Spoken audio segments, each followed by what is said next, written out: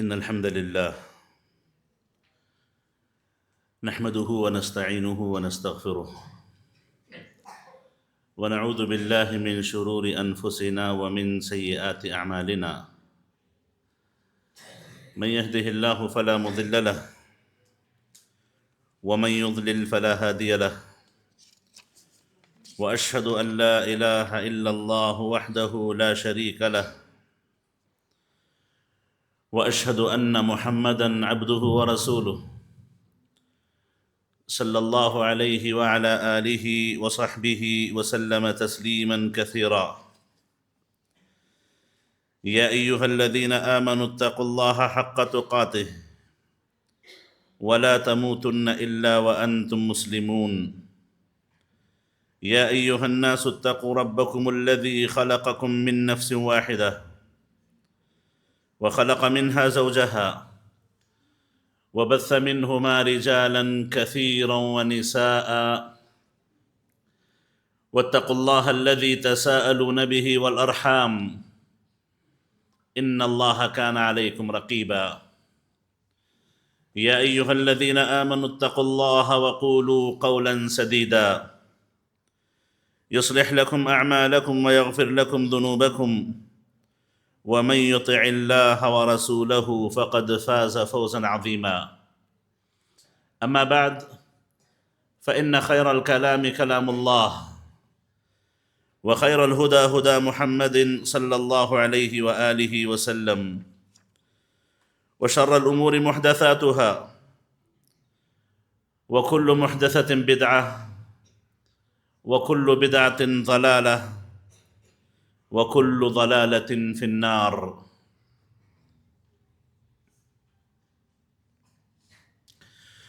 قال الله جل شأنه في كتابه المجيد: وما خلقت الجن والإنس إلا ليعبدون.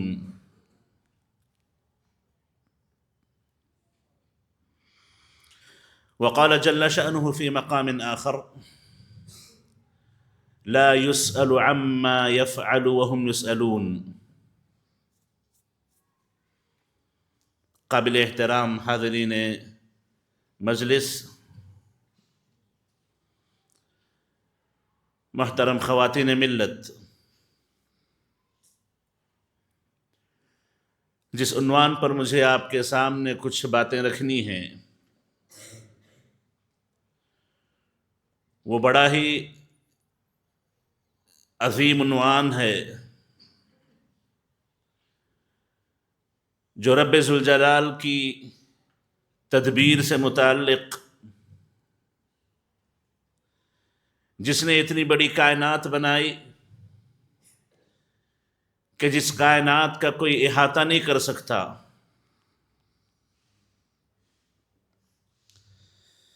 انسان ایک چھوٹی سی مخلوق ہے جس کا اس کائنات کے مقابلے حجم کے اعتبار سے کوئی مقابلہ نہیں، اور اس انسان کو اللہ تعالیٰ نے عقل عطا کی۔ اسی عقل کی بنیاد پر اللہ نے انسان کو مکلف بنایا، اور اس عقل کو اللہ تعالیٰ نے شریعت کے تابع رکھا، اور یہ ایک چھوٹا سا ملکہ ہے، ہلکی سی صلاحیت ہے جو اللہ نے انسان کو عطا کی تاکہ وہ اللہ کی اس عطا کردہ نعمت کے ذریعے اللہ کو پہچان سکے، اللہ کی عظمت کو جاننے کی کوشش کر سکے۔ شریعت کے آ جانے کے بعد شرعی حدود کے دائرے میں رہتے ہوئے اپنے آپ کو شریعت کا پابند بنا سکے، اس خاطر اللہ نے انسان کو عقل عطا کی۔ یہ کائنات بڑی ہے، اللہ کی مخلوقات میں سب سے بڑی مخلوق، سب سے وزنی مخلوق عرش کریم ہے۔ اللہ کے نبی علیہ الصلوۃ والسلام نے فرمایا ساتوں آسمان ساتوں زمین اللہ کی مخلوق کرسی کے مقابلے ویسے ہی ہیں جیسے کسی بڑے چٹیل میدان میں ایک چھوٹی سی انگوٹھی ڈال دی گئی ہو جو دکھائی تو نہیں دیتی. میدان کے مقابلے چھوٹی سی انگوٹھی کی کیا نسبت؟ یہ پورے آسمان و زمین کی نسبت کرسی کے مقابلے ہے، اور کرسی عرش کریم کے مقابلے وہی نسبت رکھتی ہے جو نسبت کرسی کے مقابلے آسمان و زمین کی ہے. معزز حاضرین، عرش کے مقابلے کرسی ویسے ہی ہے جیسے کسی چٹیل میدان میں پڑی ہوئی چھوٹی سی انگوٹھی کی. اتنی بڑی مخلوقات ہیں کہ انسان نے ان مخلوقات میں سے کچھ کے تعلق سے معلومات حاصل کی. یہ ایک گیلیکسی جس میں سورج ہے، چاند ہے، زمین ہے، دوسرے اور مختلف سیارے ہیں، ان کا حجم، ان کی بڑائی، ان کی عظمت، یہ انسان کے بس کی بات نہیں ہے کہ اس کا احاطہ کر سکے. اور کہا جاتا ہے، اللہ بہتر جانے، یہ ایک گیلیکسی ہے، ایسے بہت سی گیلیکسیز اللہ تعالیٰ نے رکھی ہیں. وَرَبُّكَ يَخْلُقُ مَا يَشَاءُ وَيَخْتَارُ. اب ہمارا رب ہے جو چاہے پیدا کرے، جو چاہے اختیار کرے، اس کے اپنے اختیار کی بات ہے. إِنَّ رَبَّكَ فَعَّالٌ لِمَا يُرِيدُ. ہمارا رب تو وہ ہے جو چاہتا ہے کر دیتا ہے، اور جب وہ کچھ کرنا چاہے تو اسے کوئی روک نہیں سکتا، جب وہ کچھ روک لینا چاہے تو کوئی عطا نہیں کر سکتا. معزز حاضرین، یہ ہماری حقیقت ہے کہ ہم ابتدا میں ایک چھوٹا سا نطفہ تھے. جیسے کہا جاتا ہے کہ منی کے ایک قطرے میں بہت سے جرثومے ہوتے ہیں، اس میں سے ایک جا کر کے مادر رحم کو چپکتا ہے تو انسان بنتا ہے. یہ انسان کی اصلیت، انسان کی ابتدا ہے، اور انسان کی انتہا زمین میں دفن کر دیا جائے تو نام و نشان باقی نہ رہے. اس انسان کو تکبر زیب نہیں دیتا، اس انسان کو یہ زیب نہیں دیتا کہ وہ اپنی حد سے آگے بڑھ کے بات کرے، وہ اپنی طاقت سے بڑھ کے بولے. یہ نہ اس کے لائق ہے، نہ اسے زیب دیتا ہے، اور نہ ہی اسے یہ حماقتیں اور بے وقوفیاں کرنی چاہیے. جس خاطر پیدا کیا گیا، اپنے مقصد خلق کی طرف توجہ دے اور اس میں اپنے آپ کو مکمل بنانے کی کوشش کرے. وہ ایک عاجز، حقیر، فقیر بندہ ہے جس کے ہاتھ میں کوئی تصرف نہیں، جس کے ہاتھ میں کوئی طاقت نہیں، جب تک کہ اللہ تعالیٰ اسے کسی تصرف کی طاقت نہ دے دے. وہ اپنے مقصد پیدائش کی طرف توجہ دے. حقیقی معنوں میں اس اللہ کے سامنے جو غنی ہے، سب سے اعلیٰ ہے، سب سے متکبر، سب سے بڑا جبار، سب سے عظیم ہے، اس کا حقیقی معنوں میں بندہ بننے کی کوشش کر لے. یہ اس کی کامیابی کے لیے بہت بڑی ضمانت ہے. لیکن بڑا افسوس، یہ انسان جو ناقابل ذکر ہے، هل أتى على الإنسان حين من الدهر لم يكن شيئا مذكورا. اللہ نے کہا کہ انسان پر کیا ایک ایسا وقت نہیں گزرا کہ وہ قابل ذکر چیز تھا ہی نہیں. اس کا وجود میں، اس کائنات میں کوئی وجود ہی نہ تھا. کیا ایسے دور سے نہیں گزرا؟ اب وہ جب تھوڑی سی عقل سے آئے، تھوڑا سا تصرف سے حاصل ہو جائے، تو اپنی زبان اپنی قد سے لمبی کر دیتا ہے، اپنی عقل کو اس کی حدوں سے باہر نکال دیتا ہے. نتیجے میں جانوروں سے بدترین ہو جاتا ہے۔ فرمایا اللہ تعالیٰ نے اولئک کالانعام بل ہم اضل، یہ تو جانور بلکہ جانور سے گئے گزرے بدترین لوگ ہیں۔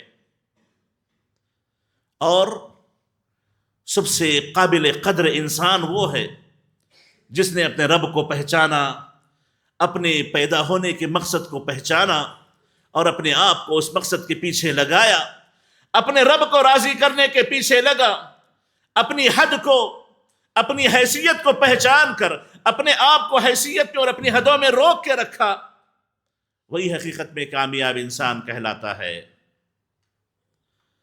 ورنہ آج ہماری زندگی میں ہمارے اپنے دور میں جو انسان ہیں جو بڑے بڑے دعوے کرتے ہیں، یہ پہلے نہیں ہیں، ان سے پہلے بھی بہت آئے گزر گئے، ان سے پہلے بھی بہت آئے نیست و نابود ہو کے رہ گئے، ان سے پہلے بھی بہت آئے جن لوگوں نے اس سے بڑے دعوے کیے، ان کا ذکر آج نہیں ہے۔ تو معزز حاضرین، انسان کی بھلائی اسی میں ہے کہ اپنی عقل کی حدود کو پہچان کر کے اپنے آپ کو اسی دائرے میں روک کے رکھنے کی کوشش کرے تو وہ کامیاب ہو سکتا ہے۔ اور جب بھی انسان اپنی حدوں سے آگے نکل کے بات کیا، گمراہی کے علاوہ اور کوئی چیز اس کے پلے نہ پڑی، اپنے آپ کو نقصان پہنچانے کے علاوہ اور کوئی اس نے کام نہ کیا، معزز حاضرین، افضل البشر محمد الرسول اللہ علیہ السلام جو تمام انسانوں کے نبیوں کے سردار ہیں، کچھ سوالات آپ کے سامنے آتے، کچھ مسائل آپ سے پوچھے جاتے تو آپ اپنی زبان بند کر لیتے، کچھ نہ کہتے، اپنی عقل نہ لڑاتے، بلکہ اللہ کی وحی کا پیغام کا انتظار کرتے، اس کے بعد کہیں جا کر کے آپ اپنی زبان سے کوئی الفاظ آپ کہہ پاتے۔ معزز حاضرین، جو عنوان ہے تدبیر کائنات اور عقل انسانی، جیسا میں نے بھی آپ کے سامنے ذکر کیا کہ عرش سب سے وزنی مخلوق، آسمان و زمین عرش کے مقابلے کرسی، کرسی کے مقابلے ایک چھوٹی سی انگوٹھی کی مثال نہیں رکھتے۔ اتنے بڑے آسمان و زمین میں ایک انسان اور اس کی ایک چھوٹی سی عقل کس تناسب میں آئے گی؟ کہاں اس کا ذکر ہوگا؟ کیا اس کا وجود ہے؟ کہاں تدبیر کائنات، اللہ کی طرف سے پیدا کردہ یہ مخلوقات اور اس کی تدبیر، اس کا چلانا، اس کا پیدا کرنا، اس کا تدبیر کرنا، اور کہاں ایک ناقابل ذکر عقل انسانی؟ دونوں میں کوئی موازنہ نہیں ہو سکتا۔ لیکن افسوس، انسان اپنی زبان بڑی لمبی کر دیتا ہے، اپنی حدوں سے آگے نکل جاتا ہے، تب یہ بات کہنی پڑتی ہے، کرنی پڑتی ہے کہ تدبیر کائنات کیا ہے۔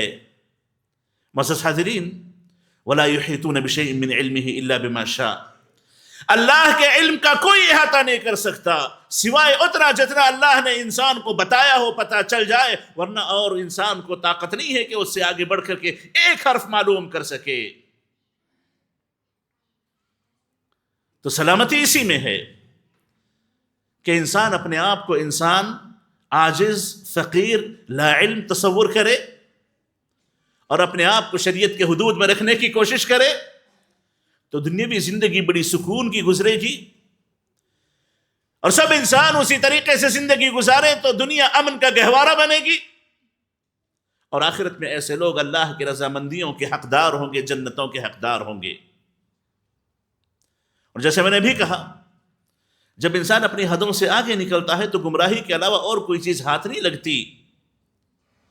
میں کوشش کروں گا اپنے اس وقت میں کہ کچھ باتیں آپ کے سامنے رکھ سکوں۔ جیسا میں نے کہا، بہت بڑا موضوع ہے اور عقل انسانی بڑے اعتراضات کرتی ہے، جس کو اعتراض کرنے کا حق بھی حاصل نہیں۔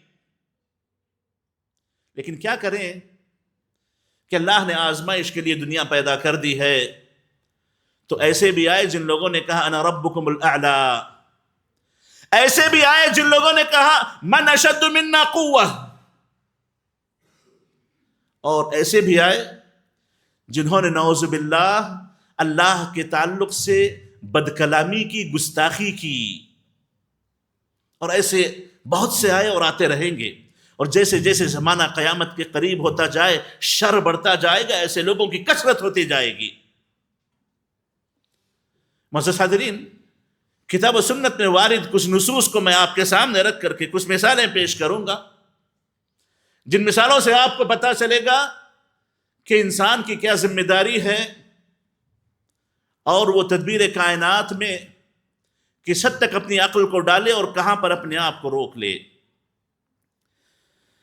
اللہ نے قرآن مجید میں فرمایا وَإِذْ قَالَ رَبُّكَ لِلْمَلَائِكَةِ إِنِّي جَاعِلٌ فِي الْأَرْضِ خَلِيفَةً قَالُوا أَتَجْعَلُ فِيهَا مَنْ يُفْسِدُ فِيهَا وَيَسْفِكُ الدِّمَاءَ وَنَحْنُ نُسَبِّحُ بِحَمْدِكَ وَنُقَدِّسُ لَكَ قَالَ إِنِّي أَعْلَمُ مَا لَا تَعْلَمُونَ۔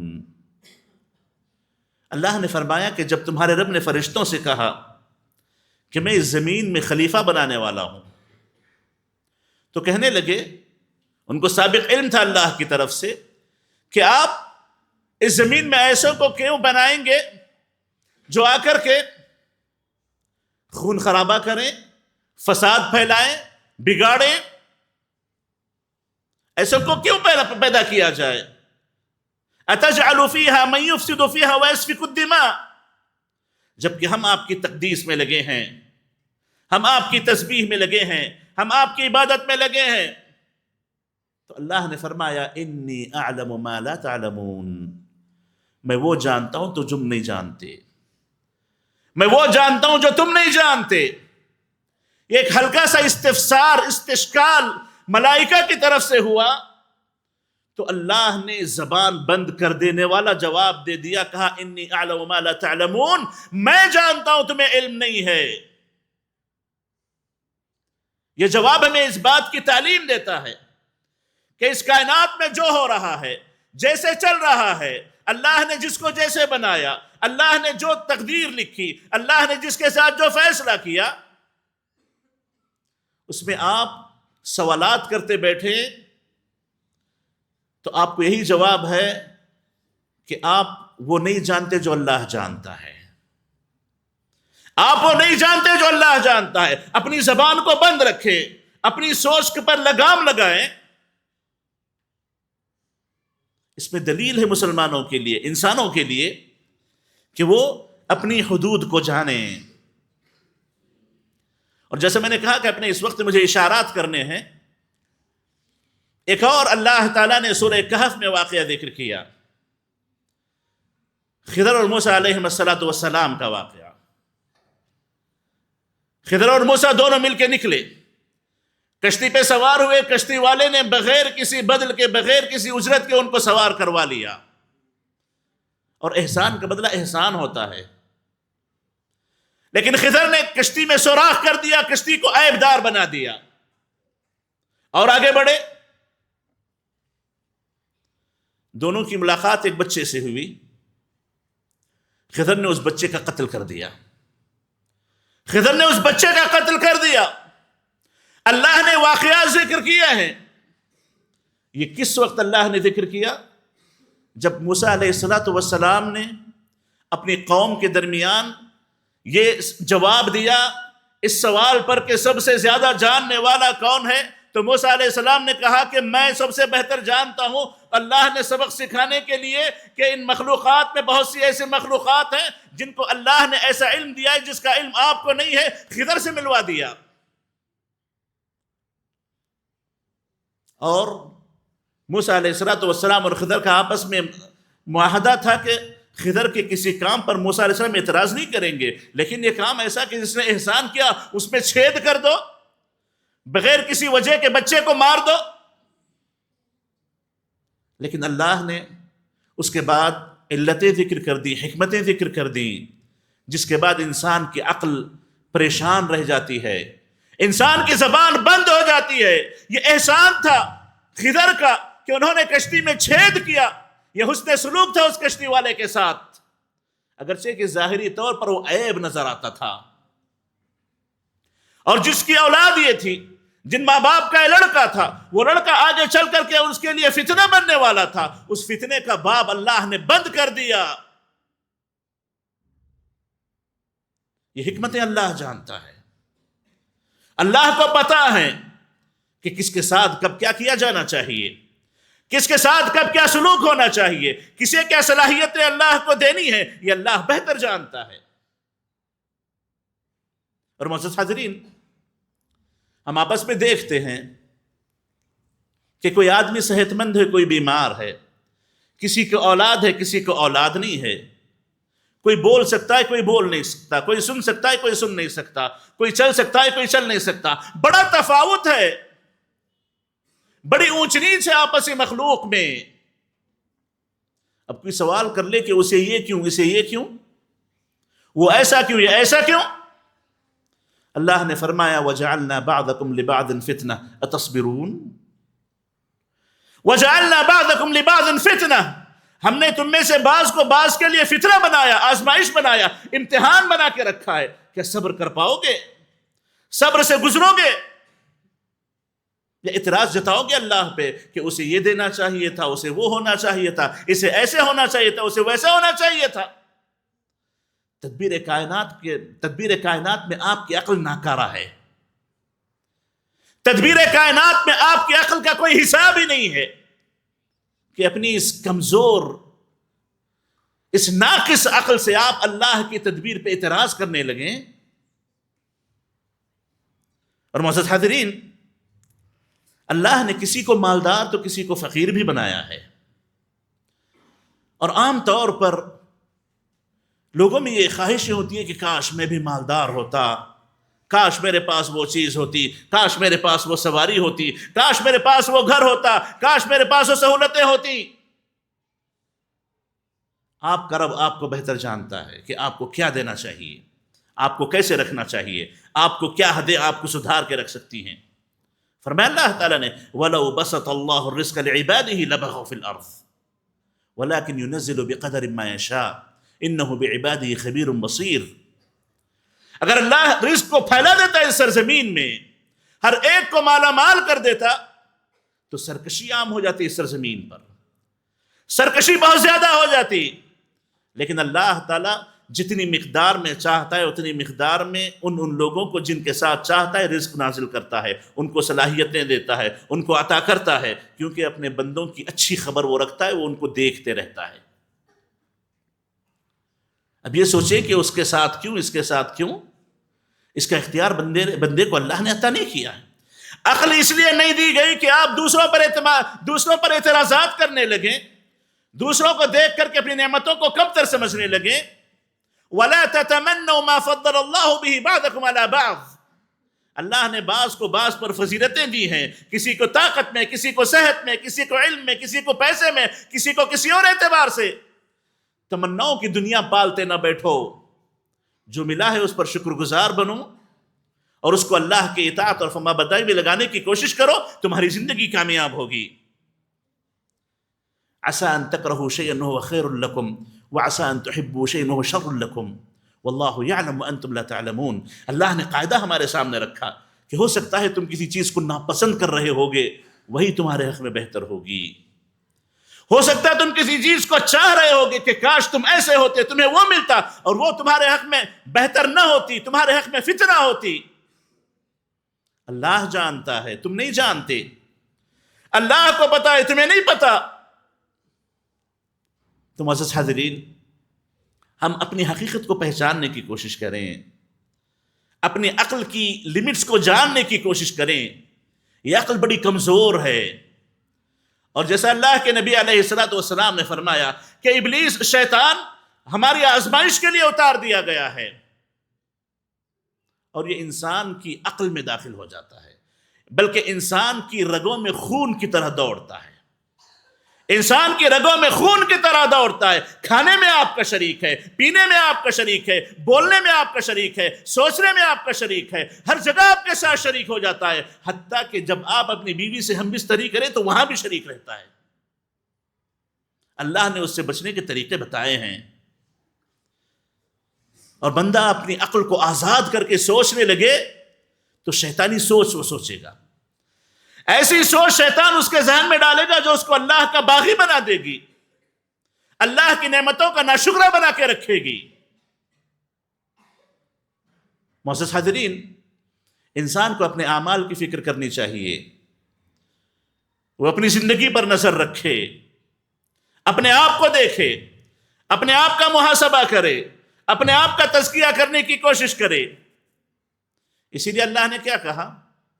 تقریباً کئی قسمیں کھائیں، والشمس وضحاها والقمر اذا تلاها الى آخر آیات، تقریباً 7-8 قسمیں کھا کر کے اللہ نے اس کے بعد کہا وَنَفْسٍ وَمَا سَوَّاهَا فَأَلْهَمَهَا فُجُورَهَا وَتَقْوَاهَا قَدْ أَفْلَحَ مَنْ زَكَّاهَا وَقَدْ خَابَ مَنْ دَسَّاهَا۔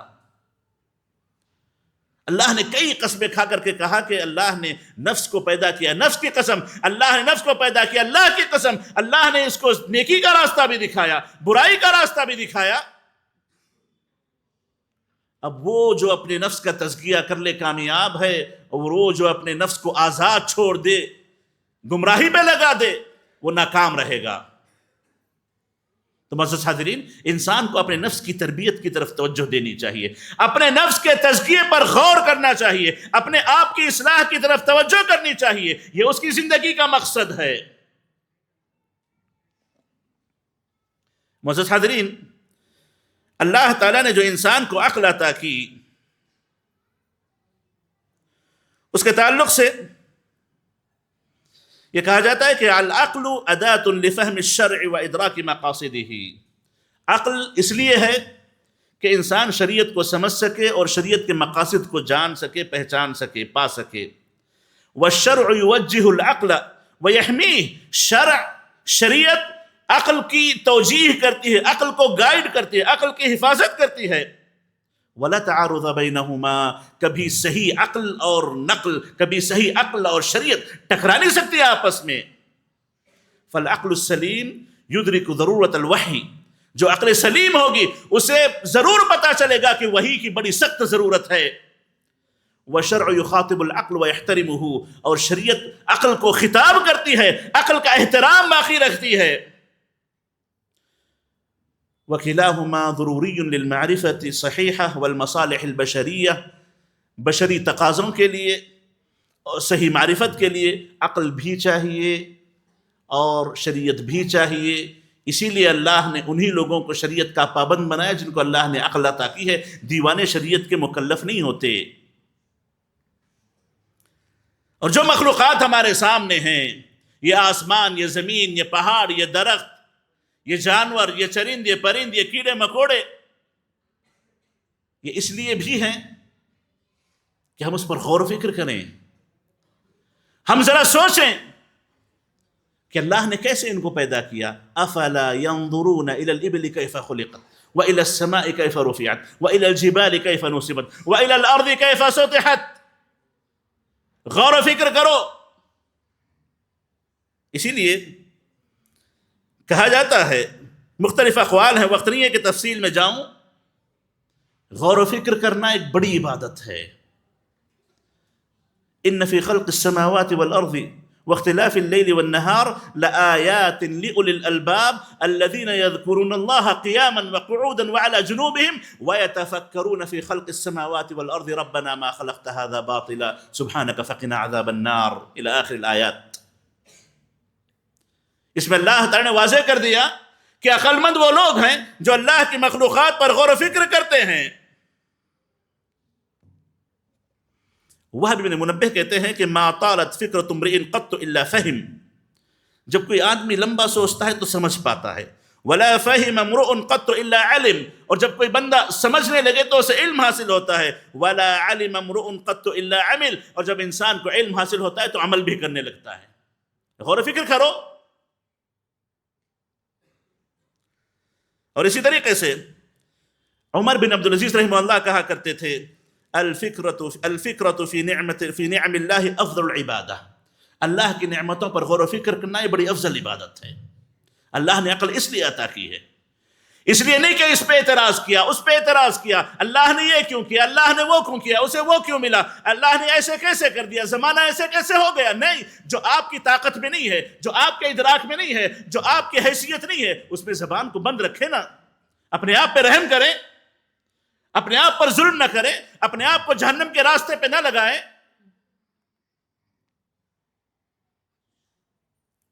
اور معزز حاضرین، اللہ نے یہی کہا سنریہم آیاتنا فی الآفاق وفی انفسہم، ہم ان افقوں میں ہم اپنی آیتوں کو انہیں دکھائیں گے، بتائیں گے، اور ہمیں بتائیں گے ان کو ان کے اپنی جان کے اندر، ان کے اپنے بدن کے اندر۔ جو انسان آج تک اپنے بدن کو صحیح طور پہ سمجھ نہ پایا ہو، بدن میں داخل ہونے والی روح اور نکلنے والی روح کو نہ جان پایا ہو، وہ کہاں جا کر کے اللہ کی تدبیر پہ اعتراضات کرنے لگے؟ وہ کہاں جا کر کے اللہ کے فیصلوں پر اعتراض کرنے کی کوشش کر سکے؟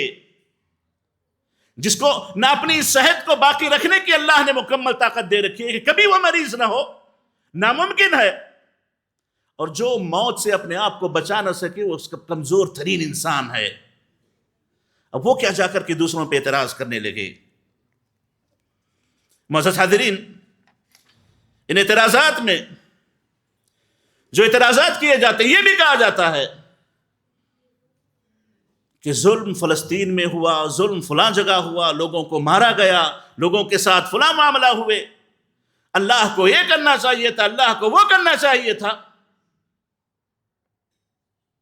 معزز حاضرین، یاد رکھیں، اللہ کے افعال، اللہ کے اعمال میں آپ دخل نہ دیں، ورنہ اپنی دنیا غارت کر بیٹھیں گے، اپنی آخرت برباد کر لیں گے۔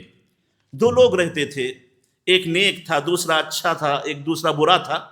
برا برائیوں میں رہتا، اچھا اچھائیوں میں رہتا۔ اچھا بار بار برے کو نصیحت کرتا کہ یہ نہ کرو، وہ نہ کرو، وہ نہ کرو، وہ پھر بھی اسی میں لگا رہتا۔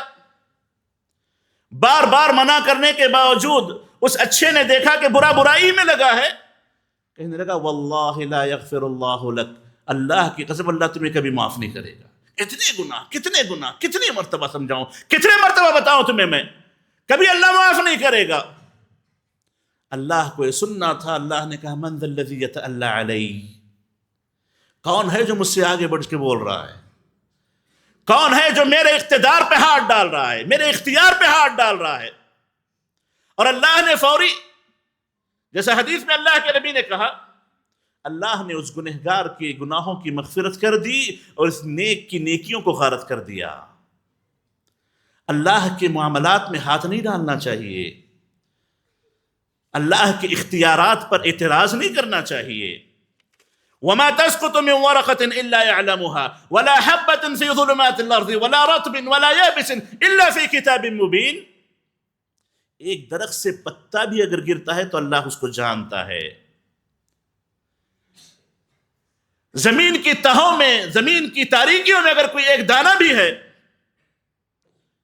چاہے سوکھا ہو، گیلا ہو، سب اللہ نے لکھ رکھا ہے، اللہ کے علم میں ہے۔